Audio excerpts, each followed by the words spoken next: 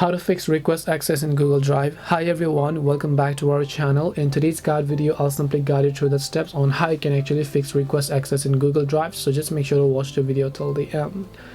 So if you've been getting the request access in Google Drive issue, normally when you're trying to open up a file in Google Drive that someone sent you, but it simply says that it says you to request a ID, right? Or request access. Why does this happen?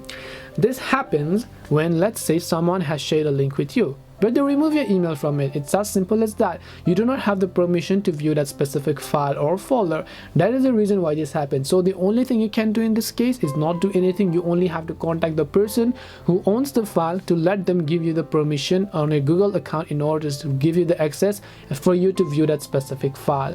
So hope this video helped you understand the question as to how you can fix request access in Google Drive. If you have got any more questions, queries, or doubts, then feel free to also leave them down below. Thank you very much for watching till the end of this tutorial, and see you soon in the next video.